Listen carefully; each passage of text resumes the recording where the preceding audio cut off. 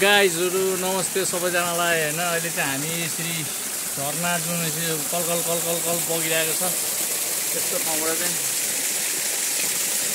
हामीले चाहिँ हैन यस्तो आनन्दमय प्राकृतिक समय छ। यो चाहिँ अझ सिरान हैन, हामी अझ माथि सिरानमा जान सकेनौं, थाक्यौं हैन। यो धरानको एउटा एक साइडको कुना हो यो। हामी दुईजना दाजुभाइ चाहिँ दुईजना बिजे उहाँ बिजे दाइ हुन्छ, म बिजे भाइ हैन। घुम्दै घुम्दै आइरहेको छु, अपडेट गर्छौँ अझै तपाईहरुलाई। खतरा छ ठाउँ, प्राकृतिक दृश्य छ। यस्तो ठाउँमा छौँ हामी, अनकन्टार, यहाँ कोही पनि छैन। हामी चाहिँ त्यसै वाकमा आएको, हामी चाहिँ यो के भन्छ पैदल यात्री, हामी हाइकिङमा आएको। यो चाहिँ हाइकिङमा सररररररदै हाम्रो दाइ हुन्छ यहाँ। दाइ हल्का के भनिदिनुहुन्छ? अब दुई भाइको यो हाइकिङ हो, मात्र दुई भाइको विजय स्क्वायरको हैन, विजय मिलेर चाहिँ आएको। दाइ त अब युके लौरे भइहाल्नुभयो, म चाहिँ अब माल्टाको लौरे हैन। ट्याटोसँगले अब हामी कति वर्ष पछाडि भेट भएको दाइ? 2.5 वर्ष पछाडि, अब 2.5 वर्ष पछाडि भेट भएको है। हामी फेरि यस्तो ठाउँ यस्तो देख्दाखेरि चाहिँ अलिअलि दुःख लाग्छ हैन। अब खानेहरूले चाहिँ खाएर चट्ट यस्तो चाहिँ उठाएर चाहिँ सम्बन्धित ठाउँमा चाहिँ फाल्दिए हुन्थ्यो। यहाँ चाहिँ बारबिक्यू गरेर ढुङ्गा मासु पोलेर खायो ओर्यो, यो त ठिकै छ कि। यस्तो चाहिँ नगरिदिएको भए हुन्थ्यो भन्ने जनचेतनाको लागि हल्का यस्तो चाहिँ ठुल्ठुलो पहाड जस्तो ढुङ्गाहरू छ।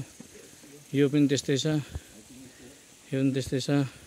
यहाँ तल यस्तो यस्तो ठुल्ठुलो यो अमेजिङ प्लेस छ क्या। यो धरानको चाहिँ एक साइडको एउटा कुना हो यो हैन, एउटा कुना हो। मोरङ, सुनसरी र मोरङ छुने हो, तर यो धरान एरिया नै पर्छ यो।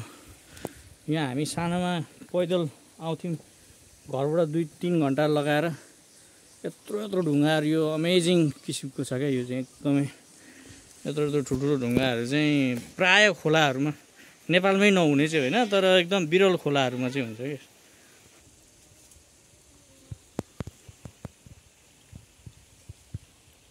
पाइपलाइनहरू यसरी सप्लाई भएको छ यहाँको बस्तीहरूको लागि हैन।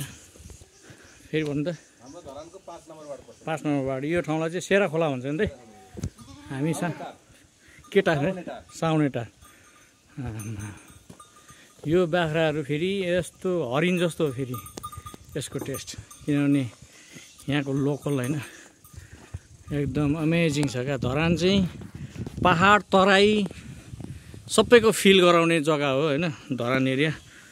अनि कस्तो कुन साइडमा जाने त्यसमा डिपेन्ड हुने कुरा हो। हामी चाहिँ अहिले पहाड साइड जस्तो ठाउँमा चाहिँ भिजिटमा आएको, हाइकिङ हिँड्दै चारवटा। यो चाहिँ पुलको दृश्य, एउटा भ्यू यहाँबाट। हामी यो पारीबाट आएको हो, यो पुल तरेर यस्तो चाहिँ यतापट्टि सुनसरी पऱ्यो, यतापट्टि मोरङ पऱ्यो, यो सेरा खोला भइहाल्यो।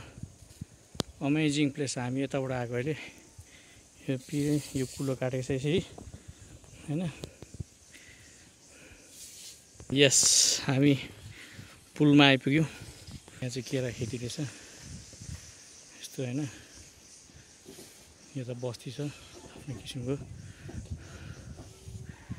यसरी हामी जाँदैछौँ, आइरहेछ। यो चाहिँ हाम्रो विजय शङ्कर युट्युब च्यानलमा चाहिँ भरे अपलोड हुन्छ, फेसबुकमा पनि। ल हामी अहिले पुलको बिच भागमा छौँ हैन। अनि यहाँ बच्चाहरू चाहिँ सानो पोखरी जस्तो बनाएर चाहिँ रमाइरहेको छ, खेलिरहेको छ, आनन्द लिइरहेको छ।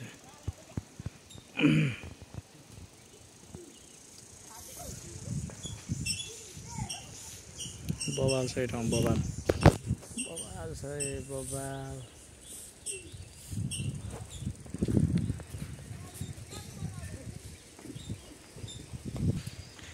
नेपाल प्रकृतिको देश हो भनेर चाहिँ हैन परिभाषा दिनै पर्दैन क्या हैन। तस्बिर आफै बोल्छ भने जस्तै हो नि दाजु। यहाँ चाहिँ हाम्रो देशमा चाहिँ एउटा घरको कम्पाउन्ड भित्र नै कति थरीको बोट बिरुवाहरू हुन्छ हैन, हो किन भन्नु दाजु?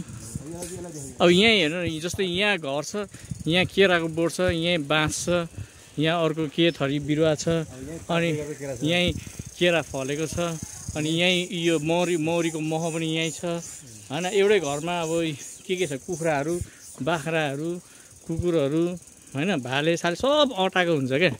त्यो नै विशेषता हो क्या होइन त। हामी यताबाट आएको अहिले।